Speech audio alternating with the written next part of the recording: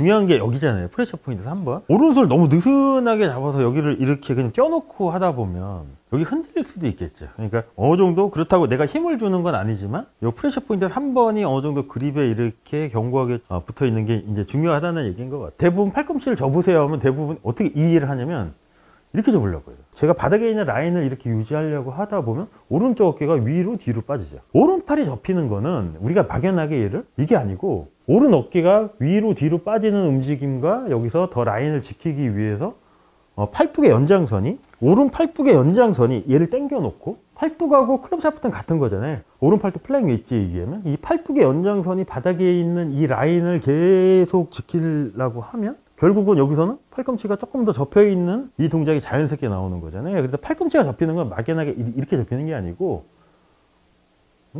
그래서 이제 구성 요소, 첫 번째 구성 요소 이제 그립에 대해서 한번 알아볼게요. 책에서는 상당히 어렵게 또 써놨어요. 뭐 베이직 그립은 단순히 그립을 잡는 것을 나타내며 주로 손의 근접성에 뭐 관련이 있다고 얘기를 하는데, 이런 거는 그냥 쉽게 넘어갈 수 있는 거는 그냥 쉽게 한번 넘어가 보고, 하는 얘기 중에 하나가 뭐냐면, 오른손 검지손가락이 클럽헤드 레그 프레셔를, 오른손 검지손가락인 클럽헤드 레그 프레셔를 민감하게 유지하면서 그립을 감싸고 있는 모든 손가락으로 잡아야 된다고 얘기를 하거든요. 계속 하는 얘기가 중요한 게 여기잖아요. 프레셔 포인트 3번. 여기를 근데 그립을 잡을 때 이제 믹스하는 컨셉이 이제 학생들이고 아마추어고, 오른손을 너무 느슨하게 잡아서 여기를 이렇게 그냥 껴놓고 하다 보면 여기 흔들릴 수도 있겠죠. 그러니까 어느 정도, 그렇다고 내가 힘을 주는 건 아니지만 이 프레셔 포인트 3번이 어느 정도 그립에 이렇게 견고하게 붙어 있는 게 이제 중요하다는 얘기인 것 같아요. 자, 근데 이 책이 또 어려운 내용 중에 하나가 뭐냐면, 좀 그립하고 제가 볼 때는 그렇게 크게 상관없는 내용들이 또 이렇게 불쑥불쑥 나와버려요.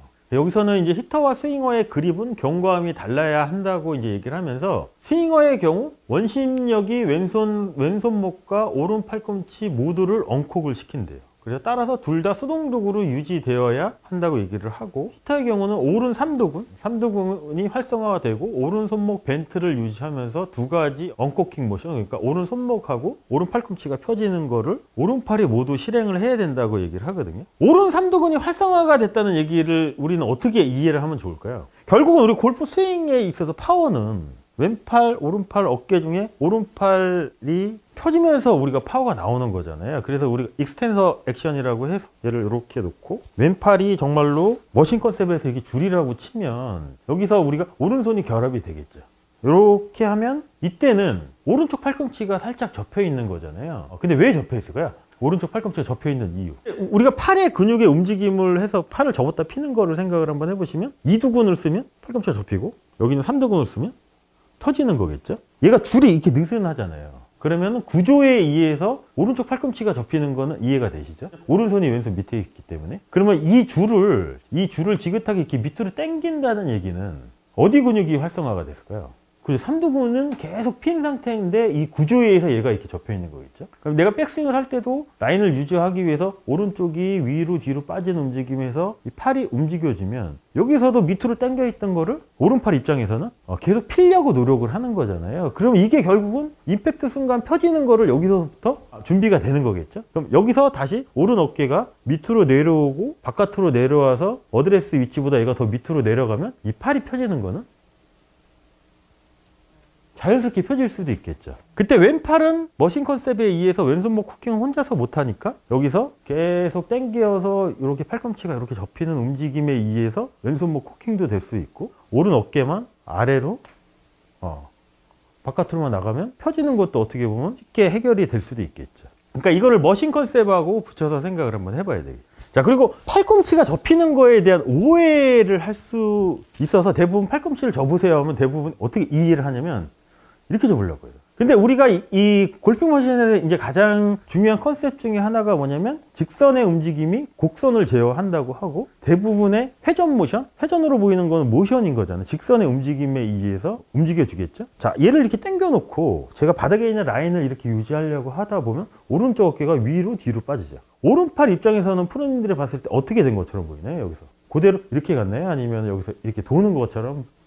근데 제가 얘를 돌렸을까요? 아닌 거예요. 그래서 오른팔이 접히는 거는 우리가 막연하게 얘를 이게 아니고, 오른 어깨가 위로 뒤로 빠지는 움직임과 여기서 더 라인을 지키기 위해서 팔뚝의 연장선이, 오른 팔뚝의 연장선이 얘를 당겨 놓고, 팔뚝하고 클럽 샤프트는 같은 거잖아요. 오른 팔뚝 플랭 웨지 얘기하면 이 팔뚝의 연장선이 바닥에 있는 이 라인을 계속 지키려고 하면 결국은 여기서는 팔꿈치가 조금 더 접혀 있는 이 동작이 자연스럽게 나오는 거잖아요. 그래서 팔꿈치가 접히는 건 막연하게 이렇게 접히는 게 아니고, 이거를 이제 골핑 머신에서 이제 뒤에 나오지만 이거잖아요. 패닝 모션, 플라잉 웨지에서 나오는 게. 그래서 이거는 내가 회전을 하는 게 아니고 바닥에 있는 직선을 팔뚝의 연장선을 이렇게 가리키려고 하다 보니까 얘가 회전하는 것처럼 보이는 거죠. 그럼 만약에 이 팔뚝이 클럽 샤프트랑 같은 거잖아요. 얘가 업라이트 해주면 어떻게 될까요? 클럽이 웨지 같이. 그럼 이 팔뚝도 같이 되죠? 그럼 박수를 쳐보면 회전의 양이 적어지죠. 그러면 여기서 올라갈 때 어떻게 올라가냐면 조금 더 업라이트하게 가는 경향이 있고, 플랫해지면 박수를 치면 회전량이 많죠.